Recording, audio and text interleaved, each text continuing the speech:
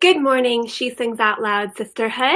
We are talking today about vocal health, which I felt like was a perfect topic considering that we are at the equinox. It just happened, I think, about an hour or so ago. I forget the exact time, but we are at the equinox, and so we are officially moving into the darker time of year. Here in the northern hemisphere, the darker time of year and the colder time of year.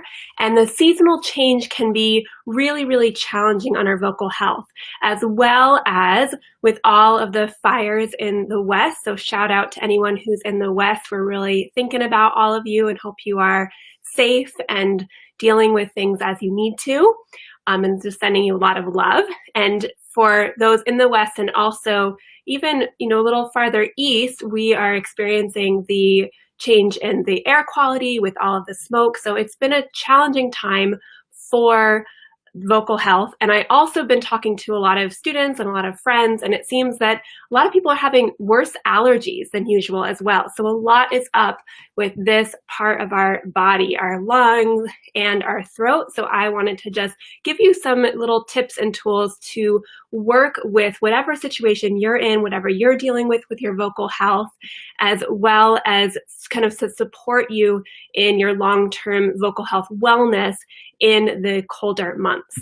So I've broken this down into a couple different categories about kind of what we tend to deal with. So number one is dehydration. And the second one is congestion and inflammation. So these are the three kind of main issues that we tend to deal with when we are fighting allergies, when we are having poor air quality, when we are just experiencing that seasonal change in our bodies and we're kind of trying to adjust.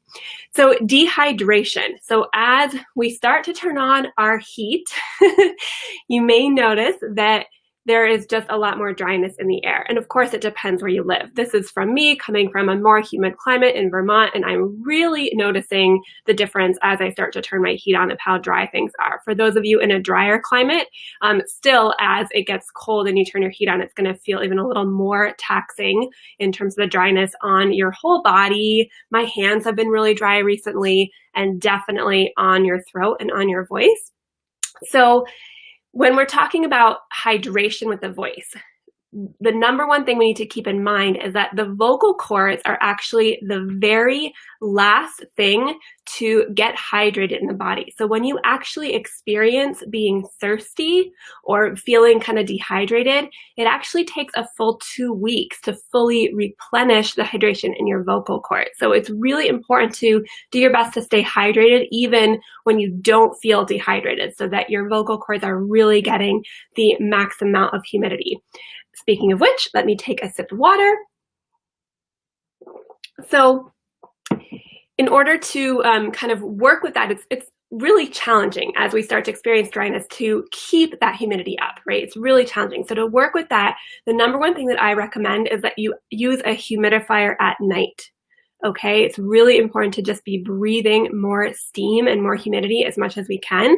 So using a humidity at night, but you want to be careful because as the temperature is dropping, if you're sleeping with a window open, that kind of stream of cool air can turn the humidity, the steam coming out of the humidifier into this really, really cold, sometimes almost toxic humidity that we don't want, essentially, okay? So you want to be careful with that. So you want to make sure your humidifier is not close to a window.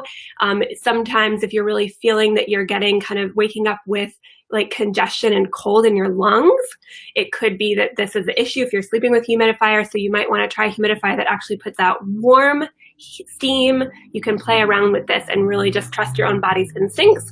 And I should say, I should have started this way, but let me just say that I am not a doctor. So I've spent a lot of time and energy studying how to have my voice feel optimally healthy. And I've supported a lot of students in that as well, but I am not a doctor. So please, for any of my recommendations, check with your physician, check with your healthcare provider, and just use your own instinct and intuition around these, because not everything is going to work for every individual and every climate. Okay, so these are just some tools that I have discovered that I've taught to my students, but really want to just say that I am not a medical professional as I give you these ideas. Okay, so humidifier is a great thing to use. And another way that we can get more humidity into the throat and into the lungs is with a vocal cord steamer.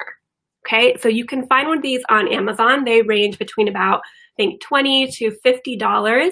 And it is literally, you put water in the bottom of it and you put that on your mouth and your nose, and it actually creates steam, and you can just steam the cords directly. So again, when we're talking about hydration, it takes 2 weeks after you experience dehydration for your vocal cords to feel fully hydrated, to be fully hydrated. And so that vocal cord steamer is actually going to bypass putting all of the humidity into your whole body. When you drink water, that's going kind of to the rest of your body before the vocal cords, whereas the steamer will put it directly onto the vocal cords. So this can be a great way to bypass it. So if you live in a dry climate or you're experiencing this kind of seasonal change where things are more dry, definitely try that. Okay, so again, around $40 on Amazon, a vocal cord steamer.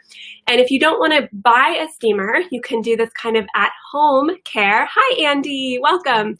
And what you can use is a vocal steam bath. Okay, so you can take a big tub of water. You want it to be boiling water. And as soon as you pour that boiling water into this big kind of bowl or tub, you're going to take a towel and put it over your head so that it traps in the steam, and just breathe it in as much as you can. Okay, and if you want to go an even deeper route, you could actually throw in some different herbs. So peppermint, eucalyptus, rosemary, thyme, lavender are really, really great herbs for vocal health. So you want to throw them into that boiling water, and then right away put that towel over your head and breathe it in. And also take care of yourself, because it's easy to get a little overheated when you do this. So just if you start to get dizzy, make sure that you remove the towel, but do try to breathe it in as much as you can really stand it, to get that steam and all those great herbs into your throat and into your lungs. Okay. So the other thing for dehydration, some teas and some herbs that can work, is peppermint and marshmallow. Okay, so marshmallow is an herb that has some hydrating properties. If you drink that tea, it will help to just kind of bring a little bit more hydration and moisture to the throat itself.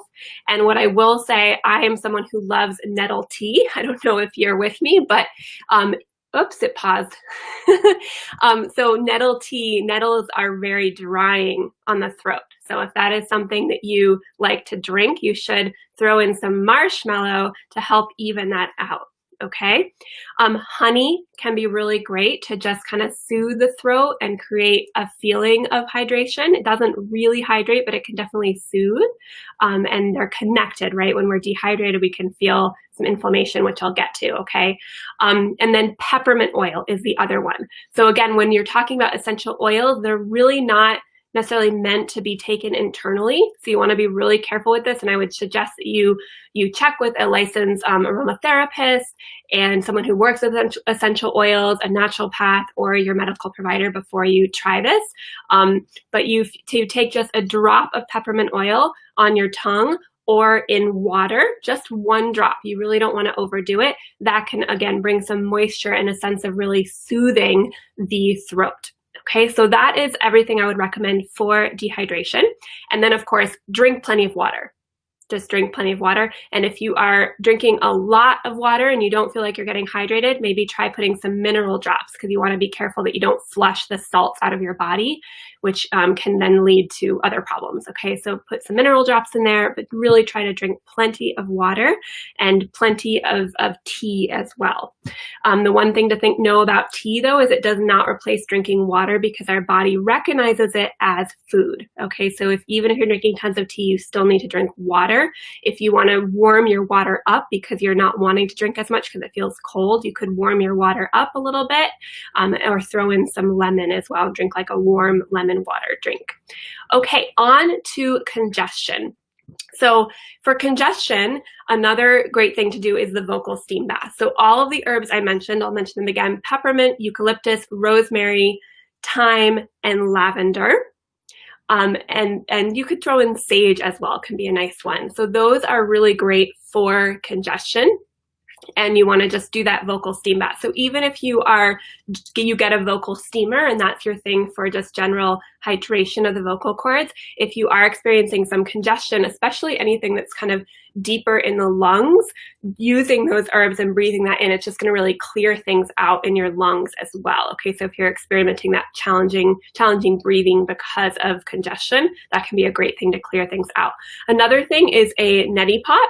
You can get those pretty much at any pharmacy, on Amazon, all of that. That can be a great thing to just clear out congestion if it's especially in the nasal passage, okay? And then just doing some kind of general lung support with teas. You could take all of those herbs that I mentioned and you could put them in a tea, and that can really, really help to clear out the lungs, as well as licorice can be another one that is really soothing for the throat and can also help to kind of clear the lungs out.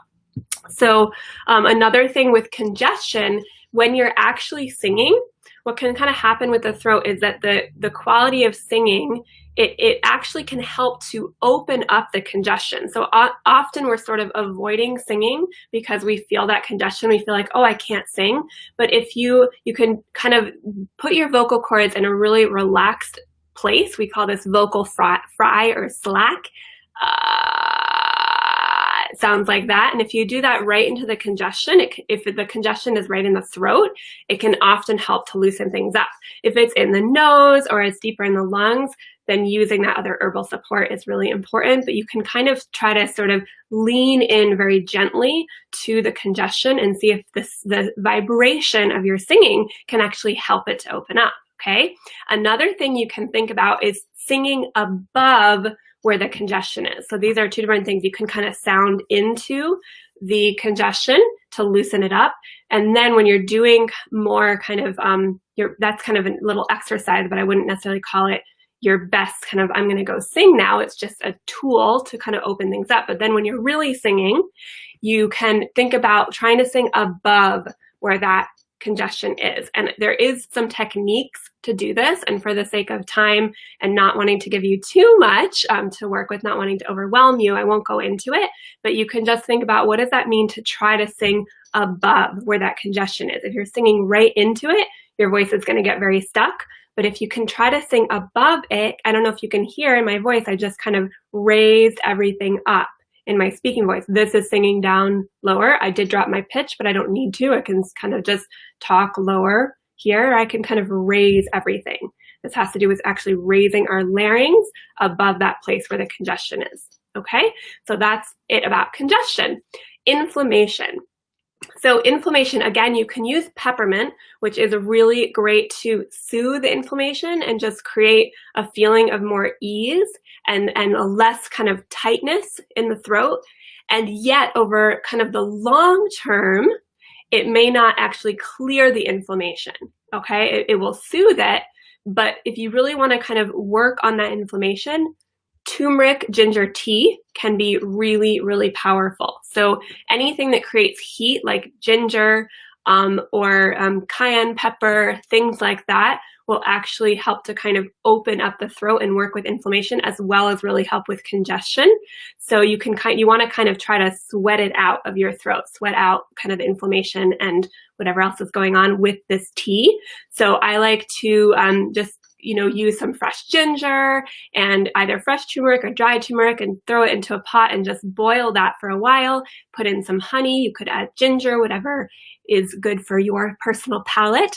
And it just can be a really great way to soothe the throat and to work on inflammation. Now, just so you know, turmeric is another thing that can feel a little dehydrating. I wouldn't worry about it actually dehydrating the throat and lungs, but my experience is that if I make this tea during my vocal practice, I feel like everything is getting dried out.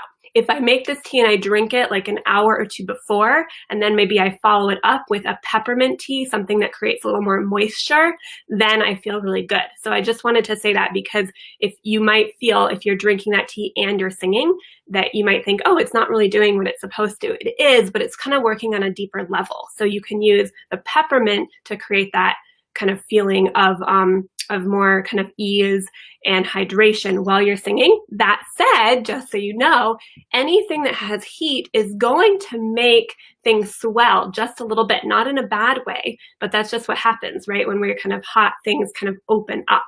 And so you just want to notice that if you're drinking hot tea while you're singing, there's just going to be kind of a little bit more of that swelling in general. So maybe you want to have your tea and then work on your vocal practice, okay? And then the turmeric ginger tea, if I didn't say this, it can also clear congestion. I can't remember if I said that. Anything that creates heat is really good for inflammation, meaning you want to wear scarves. You can see I have my silk scarf, which pretty much lives around my neck from about the middle of September until here in Vermont, end of April. And I just really like kind of keeping my throat well insulated. I might wear a bigger scarf if I'm going outside. So really time to just kind of enjoy your scarves and see if you can just keep your throat protected in that way, especially if you're going in between now kind of a more heated room and then out into the cold, just to help your throat and your body adjust. And then of course, as it gets even colder, you definitely want to just be protecting the throat and wearing hats, protecting the ears, things like that, okay? The other thing with inflammation is just to consider some vocal rest. You may want to consider that you are not necessarily at your very, very best in terms of your singing quality.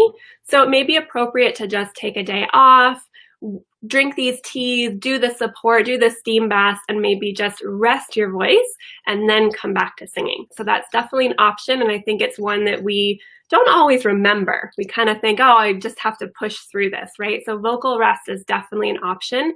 And if it's not vocal rest, just thinking about doing a little bit more gentle singing. So definitely staying away from any tendency to push or to force and to try to work through things with any kind of aggression. And just considering backing off, maybe exploring other qualities of your voice. Maybe you can't do your big belted sound, but could you explore softer qualities and kind of enjoy that?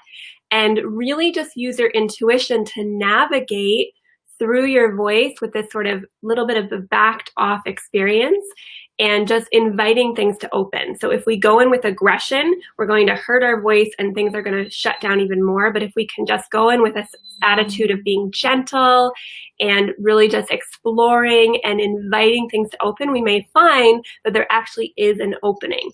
And another thing you can consider is if you warm your voice up and then you take a little bit of a rest, then when you come back, if you're going in with this kind of gentle attitude and the sense of kind of grace and ease, things might really open up. So in the moment of kind of working your voice out, it's really, vocal warm-ups is kind of a workout, which you again want to do really gently if you're experiencing any of these things, but it's still a little bit of a workout. So you do that to help warm the cords up, and then you can kind of take a break and come back and see if there is more ability to navigate those more tricky places.